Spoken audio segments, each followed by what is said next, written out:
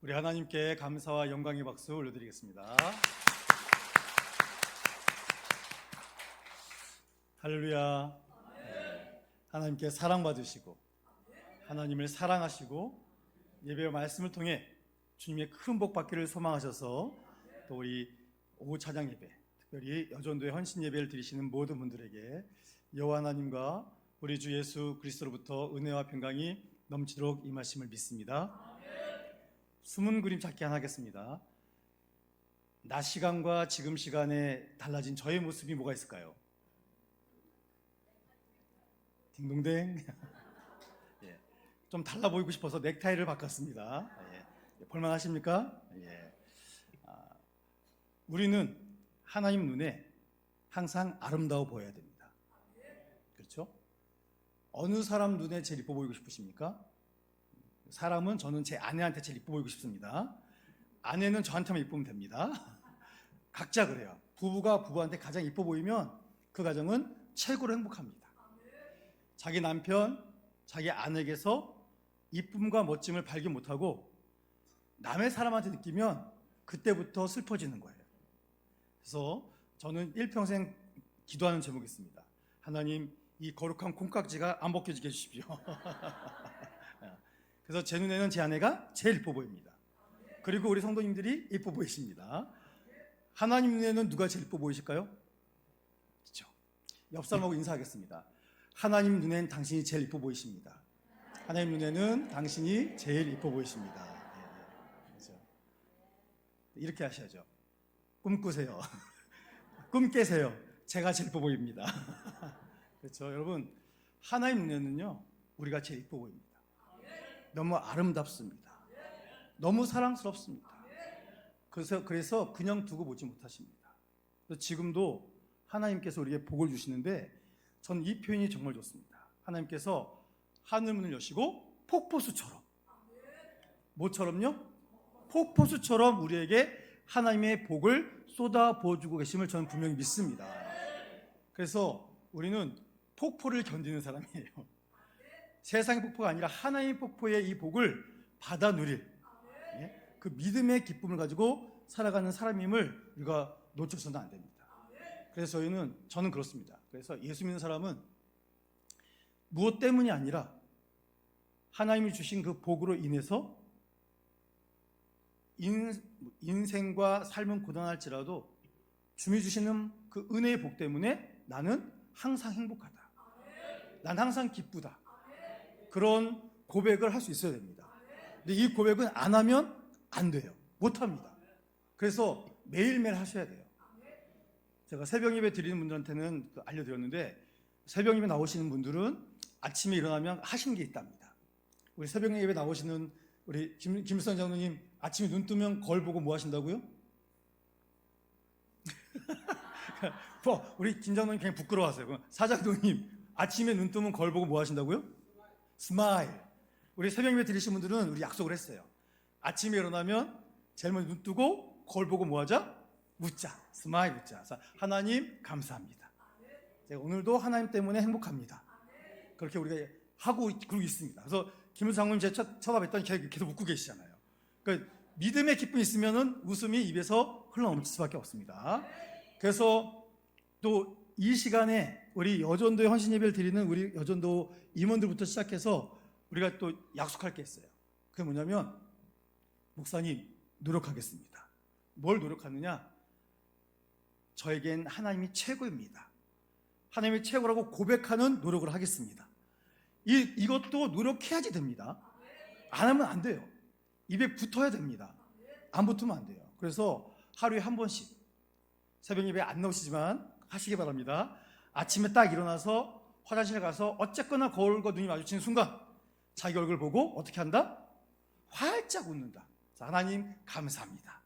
웃으시면서 동시에 하나님, 저에겐 하나님이 최고입니다. 저의 보물은 하나님입니다. 라고 고백하면 그 고백으로부터 입술 열매 아닙니까? 하루를 그렇게 시작하면 그 입술 열매를 통해서 하나님께서 더 풍성한 은혜를 폭포수처럼 우리에게 부어줄 줄로 분명히 믿으시기 바랍니다. 전 믿습니다. 제가 잘생기지 않았잖아요. 솔직히 잘생기지 않았습니다. 그런데 인상이 좋다는 얘기를 상당히 많이 들었습니다. 제가 꽤 오래전이죠. 한 거의 20년 전인데 제가 그 당시에 다니던 교회에서 전임 사역을 해서 교구와 초등 2부를 맡았습니다. 그래서 이제 예배 마치고 우리 초등 2부 선생님들이랑 교사 회의하고 식당에 가서 밥 먹으러 갔습니다. 밥 먹고 이제 다 이게 빠이빠이 했어요. 안녕하세요, 안녕하세요, 안녕하세요. 그리고 저도 이제 걸어서 집으로 돌아오는 길이었습니다. 근데 갑자기 제 앞에 어떤 분이 딱 막아서더니 저를 보고 씩 웃고 계시는 거예요. 그래서 저한테 안녕하세요라고 인사를 하시더라고요. 그래서 일단 누가 인사를 하니까 어떻게 해야 됩니까? 인사해야죠. 안녕하세요라고 인사를 했습니다. 근데 전 모르는 분이에요. 우리 교인인가? 내가 모르는 분인가? 그래서 근데 혹시 저 아세요? 그랬더니 아니요. 모릅니다 그러시는 거예요. 근데 왜 인사를 하셨죠? 그랬더니 인상이 좋아 보이셔서. 여러분 이런 인사 받아보셨습니까? 제가 이런 사람입니다. 처음 보는 모르는 분이 저보고 인사하는데 인상이 좋으셔서. 이건 약과입니다. 어떤 분은 당신 얼굴에서 후광이 비칩니다. 와, 제 얼굴에서 빛이 난대요. 제가 이런 사람입니다. 자, 무슨 말씀인지 알겠죠? 이 자신 있는 도를 전하고 싶으신 분이 저희를 만나셔가지고 인상 좋으시다고 얼굴에 후광이 비치신다고 그런 얘기를 하시는 거예요. 이따가 이분이 또 작업 들어오시는구나. 그래서 그래 너는 작업해라. 나는 전도할 테니. 그래가지고 만나서 이제 이야기를 시작을 했습니다. 이제 얘기를 하는데 그분이 그러시더라고요. 저는 절에 다니고 있습니다. 그러시더라고요. 그러면서 이제 이야기를 시작을 했습니다. 그래서 길거리에 앉아서 이런저런 얘기를 주고받았습니다. 근데 대화를 하던 중에 좀 슬퍼졌습니다. 왜냐하면 그분이 자기는 불교 절에 다닌다고 그래서 저는 교회 다니는데요? 라고 얘기를 시작을 했거든요. 그랬더니 그분이 저한테 뭐라 그랬냐면 근데 저는 사실 모태신앙인입니다. 그러시더라고요. 모태신앙이 뭐죠? 어머니 뱃속부터 교회를 다닌 아주 대단한 신앙인 아닙니까? 근데 지금은 절에 다니고 있대요. 너무 이상하지 않습니까? 그래서 제가 아니 무슨 일이 있으셨나요? 왜 모태신앙인이신데 교회를 안 다니시고 절을 다니십니까? 그랬더니 그분이 충격적인 답을 했습니다. 뭐라고 했냐면 교회에 하나님이 없습니다. 너무 가슴이 아팠습니다. 교회에 하나님이 없다. 이게 무슨 뜻일까요? 그분이 하신 말씀이 교회에서 더 이상 하나님을 느끼지 못해서 도저히 교회를 못 다니겠더라. 그래서 나는 교회를 떠났다. 이러시더라고요. 그래서 지금 무슨 일 하시는데요? 그랬더니 그분이 자기는 길거리에 다니다가 교통사고를 당했거나 여러 사고가 난 자리에서 방랑하는 영혼들이 있답니다. 그 영혼을 좋은 곳으로 보내는 일을 하고 있답니다. 그래서 궁금해졌습니다. 그러면 그런 사고 현장에 가면 그런 분이 그 영혼이 보이세요? 보이진 않는답니다. 보이진 않는데 자기를 절로 인도하신 분이 당신은 이거를 해야 당신 마음에 안정을 얻으니까 그 일하고 다니라고 해서 자기는 지금 그 일을 하고 있다고 합니다. 너무나 안타까웠습니다. 여러분, 이분은 예수님을 믿다가 낙심하고 괴성 상처를 받아서 하나님으로부터 돌아서 세상으로 나가신 분입니다. 그분의 잘못인지 누구의 잘못인지 전 모르겠습니다. 그런데 그분을 만나서 그런 얘기를 주고받다가 예수님의 이런 말씀이 떠올랐습니다. 마태복음 18장 7절 말씀 함께 읽겠습니다. 시작.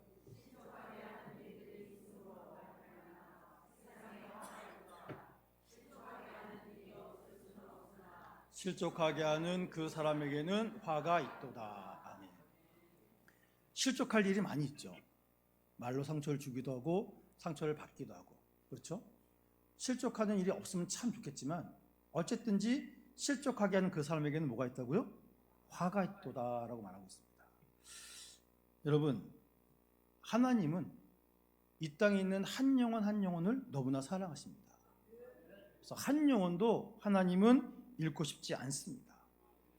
그래서 주님은 지금도 모든 주의 형상대로 창조받은 주의 자녀들을 주의 품으로 인도하기 위해서 얼마나 많은 수고를 하신지 모릅니다. 그렇게 모여있는 집단이 어디입니까? 우리 교회죠. 교회잖아요. 그런데 우리는 교회 안에서 서로한테 뭐라고 그럽니까? 나 상처받았어요.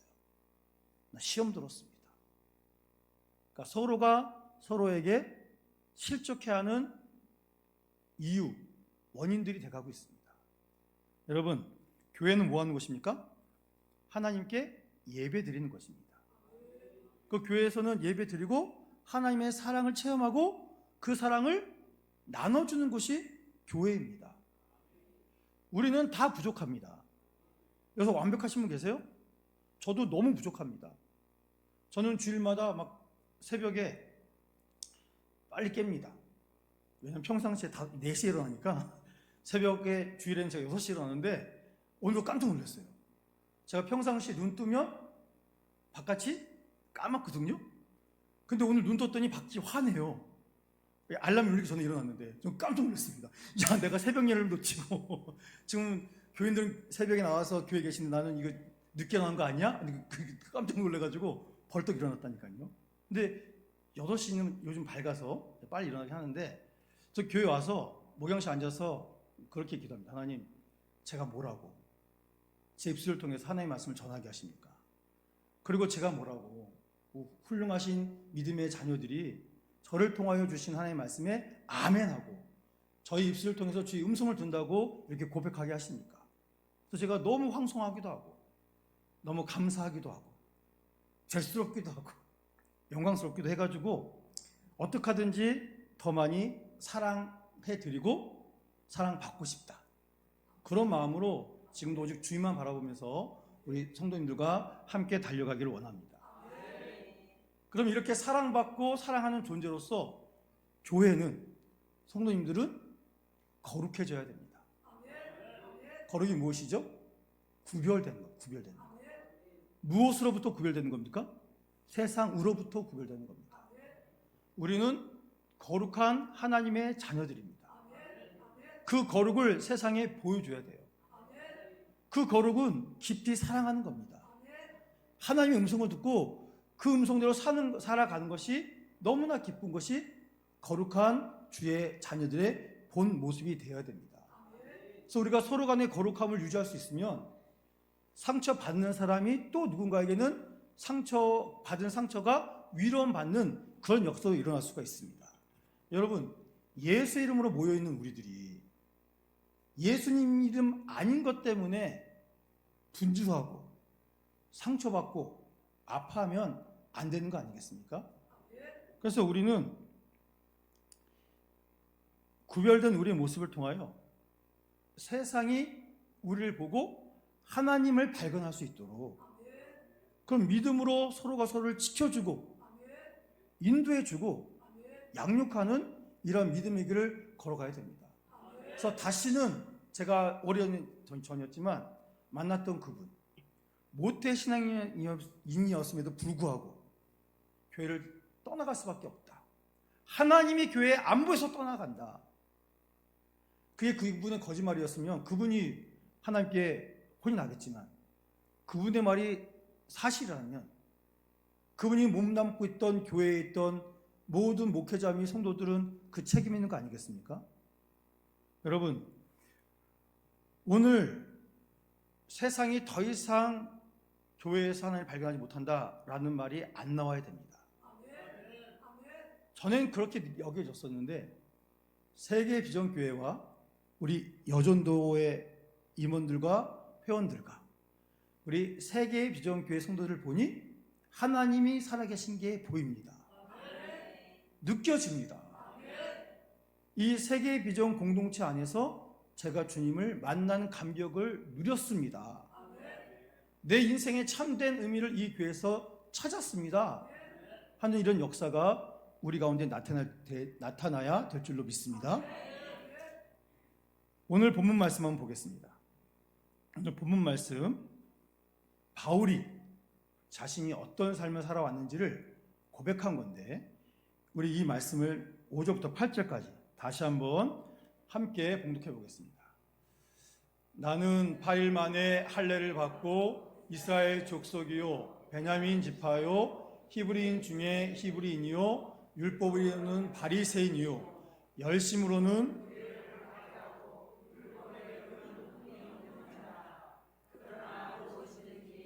유익하던 것을 내가 그리스도를 위하여 다 해로 여길 뿐더러 또한 모든 것을 해로 여김은 내 주 그리스도 예수를 아는 지식이 가장 고상하기 때문이라.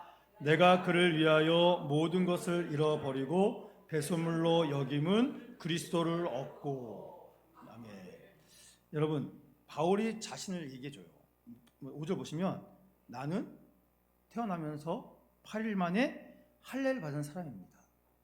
이거는 정통 유대인이라는 뜻이거든요. 그리고 이스라엘 민족으로서 베냐민 지파에서 태어났습니다. 그러니까 뿌리가 있는 거죠. 그리고 히브리 사람 중에 히브리 사람입니다. 그러니까 진짜 정통 유대인입니다. 라는 것을 말하고 있습니다. 출생 성분만 그런 게 아니라 율법에 있어서는 바리새파 사람입니다. 그러니까 제대로 알고 있다는 뜻입니다. 열심히 있어서는 교회를 박해한 자녀. 그렇죠. 어느 날 예수의 이름이 등장하기 시작하면서부터 정통 유대교 율법이 약해진 것 같았습니다. 그래서 바울은 예수님 부활 승천 이후에 어떤 일에 집중했습니까?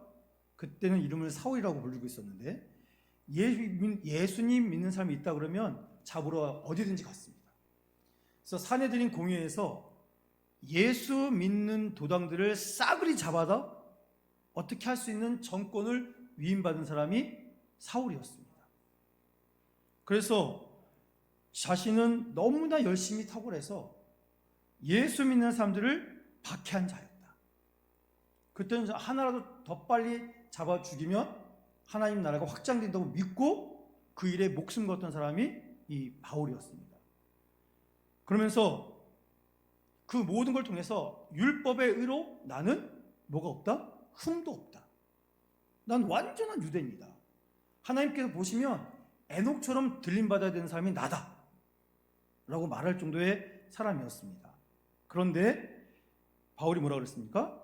그러나 내게 유익했던 이런 것들을 나는 그리스도를 위하여 해로운 것으로 여겼습니다. 나는 그리스도를 위하여 모든 것을 잃고 그 모든 것을 배설물, 오물로 여겼습니다. 라고 말하고 있습니다. 잠깐 맡겨뒀다가 찾아올 게 아니라 역겨워서 너무 악취가 나고 냄새가 나서 쳐다보기 싫어서 완전히 버려버렸다. 지금 유대인들은 바울이 고백한 것 중에 하나라도 갖고 있기를 소망합니다. 그런데 바울은 유대인들이 바라는 모든 것을 다 갖고 있었지만 이제 그거를 다 어떻게 했다고요? 버렸대요. 그냥 버린 게 아니라 배설물, 오물로 여기고 버렸답니다. 그러면서 내가 그렇게까지 한 이유가 있습니다 라고 말하고 있는데 우리 9절 말씀 함께 봉독합니다. 시작. 그 안에서 발견되려 함이니 내가 가진 의는 율법에서 난 것이 아니요 오직 그리스도를 믿음으로 말미암은 것이니 곧 믿음으로 하나님께로부터 난 의라. 아멘. 저기 보십시오. 배설물로 여긴 이유가 있다고 합니다. 그 이유가 뭐라고요? 예수님 안에서, 복음 안에서 발견되고 싶답니다.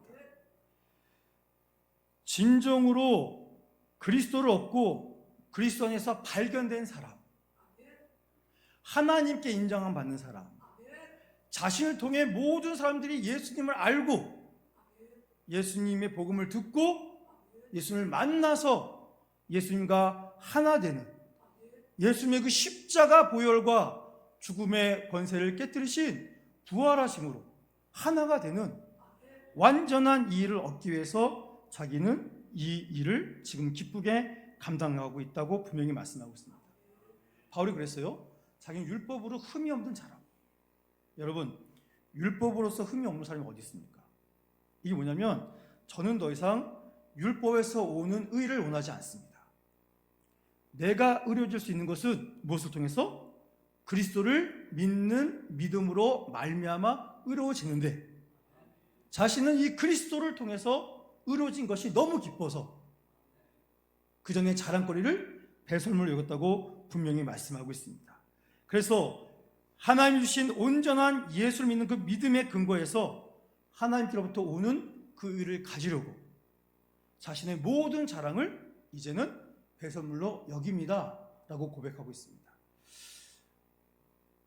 바울의 이 고백처럼 우리를 통해 세상에 예수님을 보여줘야 됩니다. 예수님을 만난 기쁨이 무엇인지를 알려줘야 됩니다. 전에 있던 교회 청년이 저한테 헤어질 때 그랬어요. 목사님을 통해서 예수님의 사랑이 무엇인지를 제가 알게 되었습니다. 이렇게 고백을 하더라고요. 여러분, 제가 대단한 사람이 아닙니다. 제가 뭘 했다고 그 청년한테 예수님의 사랑을 보여줬겠습니까? 그래서 제가 너무 깜짝 놀라서 내가 뭘 했는데? 내가 너한테 뭘 해줬는데? 해준 게 없거든요. 근데 그 친구가 그러더라고요. 목사님은 저 볼 때마다 웃어주시잖아요. 저 깜짝 놀랐습니다. 딴 사람은 안 웃어줘? 그랬더니 저 모르겠는데 목사님이 저를 보고 웃어준 것을 통해서 예수님이 날 사랑하시는구나 그게 느껴졌답니다. 그래서 제가 그날부터 더 웃습니다. 막 어떡하든지 눈만 마주치면 웃습니다. 저랑 눈 마주치시면 피하거나 딴 데 쳐다보지 마시고 웃으시면 됩니다. 우리가 믿음 안에서 교회 안에서 눈 마주치고 웃으면 그곳에 우리 주의 샬롬이 임한 줄로 믿습니다. 그리고 상대방을 보고 웃을 수 있다는 것은 그분에 대한 미움이 마음에 있어요, 없어요? 없는 거잖아요. 웃어주면 나는 당신한테 선함으로 다가갑니다. 나는 당신한테 감정이 없습니다. 혹 있을지라도 이 웃음을 통해서 감정 정리하기를 원합니다. 그러면 상대방이 웃어주면 저도 노력하겠습니다. 이런 의미로 웃어주시면 됩니다. 앞으로 제가 교회에서 눈이 마주쳤는데 안 웃으시면 제가 기도 들어갑니다. 그래서 저는 정말 그 청년의 말에 너무 놀랐어요. 그냥 나는 보고 웃어준 건데 눈 마주쳐서 인상 쓸 수는 없잖아요. 그래서 그냥 웃어준 건데 정말 진심을 담아 웃었더니 그것을 통해서도 예수님이 보인다고 얘기를 하는구나. 근데 우리가 조금만 더 노력하면 얼마나 많은 사람이 우리를 통해서 주님을 만날 수가 있겠습니까? 바울이 고백한 것처럼 우리의 노력으로는 어떤 것도 얻지 못합니다. 하나님이 주신 그 선물이 있잖아요.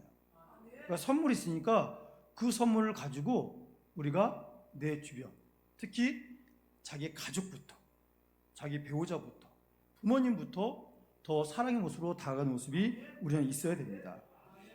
그래서 우리가 말하는 헌신, 그 헌신이 뭐겠습니까?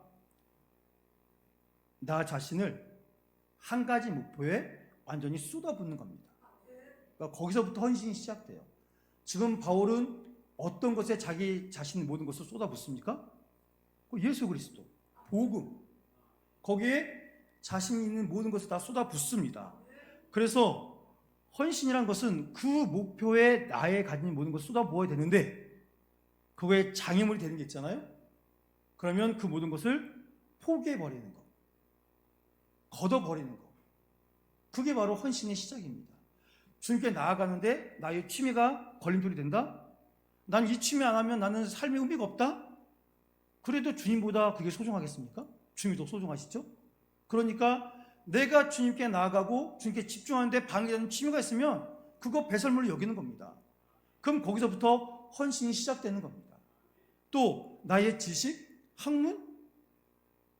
하나님 앞에서 학문이 무슨 의미가 있을까요? 사람과 사람에서는 학문이 내가 더 잘났다, 내가 당신보다 낫다, 이런 이유는 될 수 있겠죠. 그러나 하나님 아버지 앞에서, 믿음의 신앙인들 앞에서 학문이 무슨 소용이 있습니까? 여기서 박사가 계시고 여기서 아무것도 안 배운 분이 계신다고 한들 그 두 분이 합력해서 하나님의 선한 일을 이루는데 뭐 어려운 일이 있습니까? 없잖아요. 그러니까 우리가 하나님께 나아가는데 나의 가진 모든 것을 다 쏟아부어야 합니다. 근데 그거에 방해되는 거 있으면 그거 다 걷어버리는 거. 이게 내 자랑이었는데 이젠 이게 내 걸림돌이 되네? 그걸 걷어버리는 거. 이것이 바로 헌신의 시작인 줄로 분명히 믿으시기 바랍니다. 그래서 바울이 지금 이렇게 고백한 건 뭐예요? 나는 주님만 바라봅니다. 여러분, 성도들은요 다른 거 바라보지 않습니다. 무엇을 바라봅니까? 우리 주님만. 십자가 허락하신 하나님, 십자가에 달리셔서 하나님의 사랑을 우리에게 확실히 증명해 주신 예수님, 그리고 십자가 위에 부활하시자마자 우리에게 임하신 성령님, 이 주님만 바라보는 것, 이것이 진정한 헌신입니다. 그러니 헌신에는 내 생각은 다 빼버려야 돼요. 그리고 오직 말씀 가운데서 하나님께서 해라 하시면 하면 됩니다. 하나님께서 그건 아니야 라고 말씀하시면 아무리 좋아도 그거는 아닌 겁니다. 이것이 우리 가운데 끊임없이 반복돼서 우리 삶의 체질화되면 우리는 진정한 기쁨을 누릴 수가 있습니다. 전에 있던 교회에서 어떤 분이 이제 그 상내부 부장님이 계셨던 분이 계세요. 이분은 좀 자영업을 하고 계셨는데, 이분은 장례만 생기면 목회자도 아니신데 항상 동행하세요. 근데 전에 있던 교회는 하여튼 이 지방에 이 장례가 너무 많이 났어요. 그래서 정말 지방을 많이 내려갔거든요. 그 교회는 저녁 예배를 드렸는데 장례 소식이 주일날 들리잖아요. 그럼 저녁 예배 끝나고 바로 출발하는 겁니다. 근데 가까우면 밤 12시 전에 집에 들어옵니다. 근데 제가 최고로 멀리 간 데는 어디냐면 그 완도에서 배를 타고 더 들어갔어요. 와, 세상에 제 평생에 그렇게 먼 데는 갔다 온 적이 없습니다. 그때 저는 부천에 있었거든요. 그러니까 서울 위에 있었잖아요. 최북쪽에서 최남단까지 차 타고까지 갔다가 또 배 타고 더 들어가서 거기서 차 타고 또 들어갔습니다. 뭐 그런 데까지 다녔었는데, 이 상례부장 되신 안수 집사님께서 정말 급한 일 아니면 모든 순간 같이 동행해 주시는 거예요. 그래서 그때 저는 이제 30대였고 그분은 제가 60대이셨는데, 아니 운전대도요 안 주세요. 피곤하신 것 같아서 집사님 지금부터는 제가 하겠습니다 했더니 됐대요. 그냥 목사님 요새 조용히 앉아서 오세요 그냥. 그러시고 혼자 다 해주시는 겁니다. 또 오랜 시간 왔다 갔다 하니까 뭐 이런저런 얘기했을 거 아닙니까? 근데 그분이 그러시더라고요. 목사님, 제가요 그 제 아내 있잖아요, 무슨 권사, 제가 핍박 엄청 했습니다. 성경책 찢어버린 적이 엄청 많고요. 머리카락도 무식하셨어요. 가위로 다 깎아버렸대요. 교회가 하도 간다고 그래가지고. 그리고 하여튼 진짜 괴롭혔대요. 그렇게 못되고 그랬었는데 전적인 하나님의 은혜로 자기가 주님을 만나셨답니다. 정말 회개한 다음에 여보 내가 뭐 하면 좋겠어? 그랬더니 나랑 교회 가야지. 그 다음에 뭐 하면 좋겠어? 봉사해야지. 무슨 봉사할까? 제 어려고 해야지. 그래가지고 이제 상례부를 맡아가지고 하셨다는데 그분이 너무 기쁘게 그 봉사를 하시는 걸 봤습니다. 제가 그걸 보면서 그래, 하나님께서 변화시켜 주셔서 하나님의 은혜에 감사해서 하나의 정말 모든 걸 쏟아 부으니까 이분이 이렇게 기뻐하시는구나. 언젠가 한번 그분이 바빠서 그거 못 가시고 제가 이제 어느 분 장례식을 갔는데 그때 아무도 동행을 안 했어요. 그래서 제가 오랜만에 운전하고 갔다 왔습니다. 전 좋았거든요. 오랜만에 운전 갔다 와서 그 소식을 이분이 아셨습니다. 그때 막 너무 화가 나셔가지고 어떻게 돼요? 그래서 우리 믿음의 가족이 어려움을 당했는데 이 남성 회원들이 한 명도 안 가고 목사님 운전에 갔다 오게 하냐고 막 너무너무 화를 내시더라고요. 그래서 저 운전 잘하는데요. 그랬음에도 불구하고 그분은 믿음의 가족이 아파하고 있는데 가면 내려가서 그냥 얼굴만 보여줘도 위로가 될 건데 이렇게 해서 주의 사랑을 공포할 수가 있는데 그걸 못하는 거에 대해서 굉장히 분노하시는 모습을 보았습니다. 제가 그분을 보면서 야, 이게 진짜 대단한 헌신이 바로 저런 거구나. 주님만 바라보니까 저런 기쁨을 누리시고 주님을 바라보시니까 아무것도 아니라고 생각할 수 있는 그것에 대해서 거룩한 분노를 내시는구나 하는 것을 깨닫게 되었습니다. 그래서 헌신은 우리에게 자신을 높이는 것이 아니라 하나님만을 높여라. 하나님을 높이는 것에 쓰임받는 기쁨을 누려라. 이것이 진정한 헌신의 모습임을 우리에게 알려주고 있습니다. 여러분, 그런데 이런 헌신을 다짐할 때 세상이 우리를 그냥 두지 않습니다. 여러분, 우리 마태복음 5장 11절 12절 말씀, 예수님께서 우리에게 주신 말씀인데 함께 읽어보겠습니다. 시작.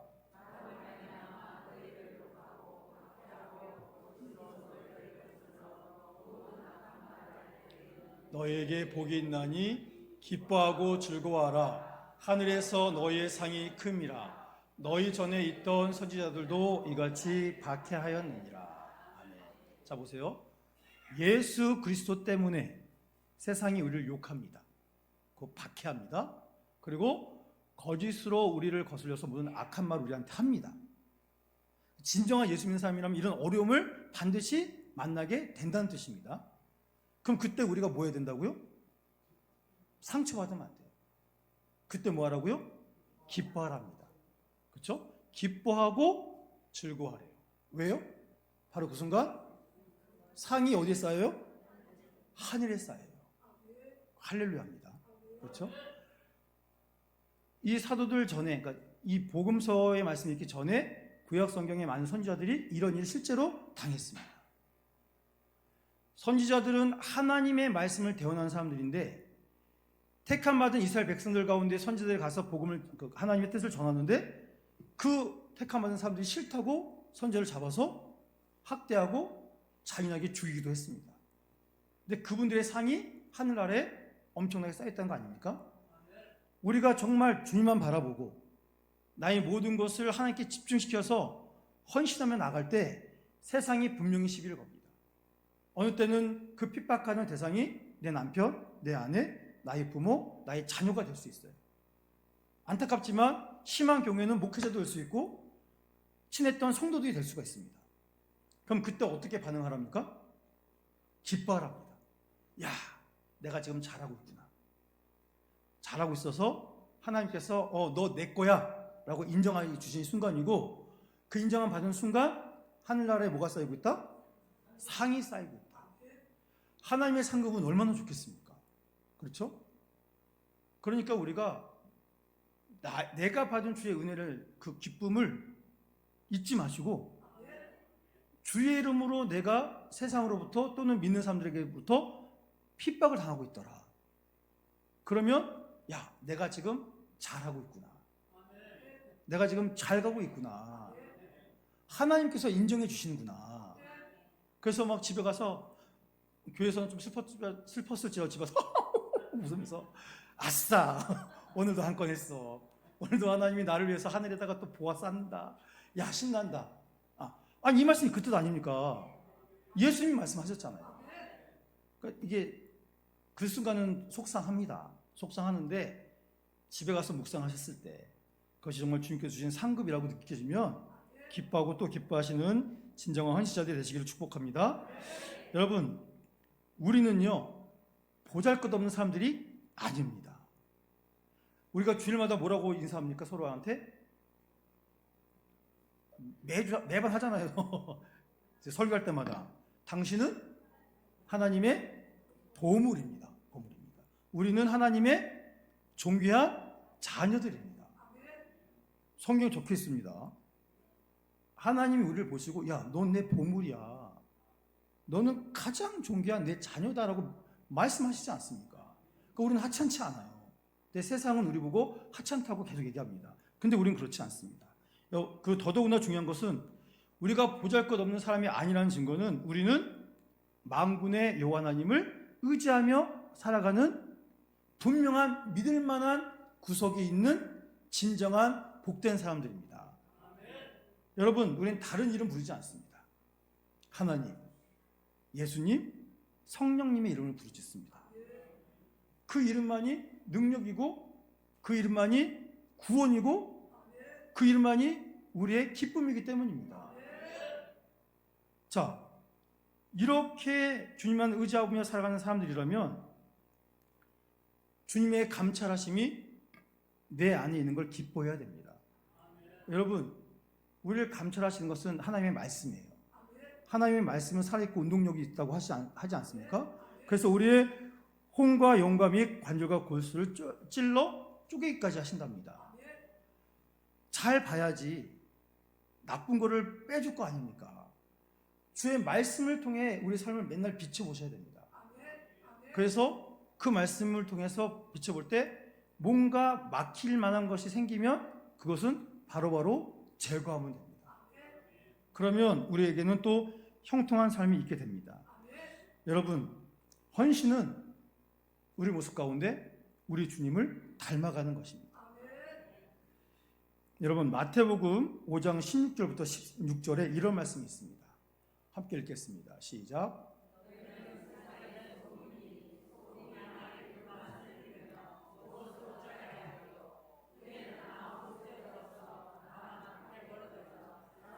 밟힐 뿐이니라. 너희는 세상의 빛이라. 산 위에 있는 동네가 숨겨지지 못할 것이요 사람이 등불을 켜서 말 아래에 두지 아니하고 등경 위에 두나니 이러므로 집안 모든 사람에게 비치느니라. 이같이 너희 빛이 사람 앞에 비치게 하여 그들로 너희 착한 행실을 보고 하늘에 계신 너희 아버지께 영광을 돌리게 하라. 아멘. 자, 주님께서 우리를 뭐라고 말씀하시죠? 너희는 세상에 먼저 빛이 먼저 안 나옵니다. 뭐가 먼저 나와요? 소금부터 나와요. 소금부터. 너희는 세상의 소금이다. 그 다음에 너희는 뭐다? 세상의 빛이다. 여러분, 그래서 우리가 해야 될 일이 뭡니까? 세상에서 소금기를 발휘해야 됩니다. 나 소금이에요 하고 있으면 안 돼요. 소금 그 맛을 세상에 보여줘야 됩니다. 소금의 중요한 건 뭡니까? 부패 방지. 그렇죠? 지난주에 저랑 아내랑 딸이 정말 행복했습니다. 왜냐하면 어느 분이라고 말씀 안 드리겠습니다. 부엌에서 뭐 탁탁탁 소리가 들려요. 그래가지고 이제 점심시간에 밥 먹으러 가려고 하다가 소리가 갔더니 누가 계신가? 봤더니 권사님 몇 분이 계시면서 막 뭘 하고 계세요. 그래서 권사님 뭐 하세요? 그랬더니 목사님 오늘 고등어가 풍년이래요. 그래서 고등어를 받아오셨다는 거예요. 그래서 목사님들 드리려고 손질을 하신답니다. 세상에 지금 막 물에서 잡아온 고등어를 지금 막 국권사님이 사랑으로 손질 싹 해주셔가지고 소금으로 뿌려주셔가지고 목사님 가서 드세요 하시더라고요. 무려 4마리나 주셨어요. 4마리나 3명밖에 없는데 일단 아들 것까지 4마리 그래가지고 4마리를 가지고 와가지고 너무 기뻐서 여보 이게 그거야 그랬더니 아니 너 할렐루야. 그래서 제 아내가 사실 비린 거 잘 못 먹거든요. 근데 나 그래서 아내 좀 어떡하지? 걱정을 갖고 왔는데 저보다 더 반가워하면서 그걸 가지고 제 딸아이랑 회의를 했습니다. 이걸 튀길 거냐 조릴 거냐 회의를 했어요. 그래서 합의 본 거는 조리자. 그래서 4마리를 조려서 먹었는데 태어나서 그렇게 맛있는 생선 조림은 처음 먹어봤습니다. 왜냐하면 지금 막 물에서 올라왔잖아요. 지금 막 잡았잖아요. 잡자마자 조렸잖아요. 그러니까 살도 너무 부드럽고 기가 막히게 맛있는 겁니다. 그래서 얼마나 행복하든지. 근데 중요한 건 우리 권사님이 생선에다가 고등에다가 이렇게 다 이렇게 정리해 주시고 뭘 뿌리셨다고요? 소금. 왜 뿌리셨죠? 부패하지 말라고. 신선함을 유지하라고. 여러분, 아무리 생선이 싱싱하고 좋아도 순식간에 상해버립니다. 근데 상하는 걸 막는 게 뭐라고요? 소금이에요, 소금. 세상이 부패하는 것을 막는 게 누구라고요? 누구라고요? 제가 아니고 여기 계신 모든 분들입니다. 그러니까 우리가 소금의 맛을 내야 됩니다. 이것을 하는 것이 헌신인 줄로 믿으시기 바랍니다. 그 다음에 빛은 뭐예요? 빛은 빛을 내야죠. 빛이 작다고 상심할 게 없어요. 칠 같은 어둠에 아무리 이 볼펜으로 점점 같은 빛이라도 그 빛만 있으면 그 어둠은 도망가게 되어 있습니다. 여러분, 분명히 주님께서 우리에게 빛이라고 말씀하셨습니다. 근데 소금과 빛의 역할을 감당하는 게 쉽지가 않습니다. 때로는 핍박을 받을 수도 있고 환난과 침뱉음을 당할 수도 있고 모욕과 수치를 당할 수도 있습니다. 예수님도 로마 군병들에게 딱이 맞으셨어요. 침뱉음을 당하셨습니다. 물론 그런 일이 일어나는 걸 원하지 않습니다. 그러나 복음을 향해서 나아갈 때, 내 생각이 아닌 복음을 향해 나아갈 때 세상이 주님을 싫어하기 때문에 이런 일이 생길 수도 있습니다. 그러나 그것마저도 기쁘게 감당하는 것, 그것이 바로 예수님을 닮는 주의 제자요 예수님처럼 헌신된 하나님의 일꾼이 되는 것을 분명히 믿으시기 바랍니다. 그래서 우리는 세상이 막 하는 거에서 뭐 대항할 거 없이 그냥 하나님께서 움직이시는 대로 움직이시면 돼요. 그러면 그 안에서 역사가 일어납니다. 여러분, 다시 처음으로 돌아가겠습니다. 저에게 인상이 너무 좋다고 하신 그분, 그래서 저랑 얘기하고 싶다는 그분, 모태신앙인이었다가 교회에 하나님이 없어서 교회를 떠났다고 하신 그분, 그런 분들이 점점 더 많이 생겨날 수 있습니다. 그런데 그런 모습이 더 많아진다고 할지라도 우리가 있는 그 자리에서 하나님께서 주신 말씀을 붙들고 하나님 주신 사랑을 기억하고 하나님 주시는 능력을 가지고 살아가면 우리를 통하여 교회에 하나님이 계시다. 교회에 하나님이 살아 역사하신다. 저 교회 하나님의 말씀이 살아서 운동력 있게 움직이신다 하는 귀한 고백을 듣게 될 줄로 믿습니다. 우리 세계비전교회 모든 성도님들이 일을 감당하셔야 되겠지만 특별히 오늘 헌신을 담당하시는 우리 세계비전교회 여전도 회원분 한 분 한 분, 여러분들은 하나님의 무엇일까요? 보물입니다. 보물.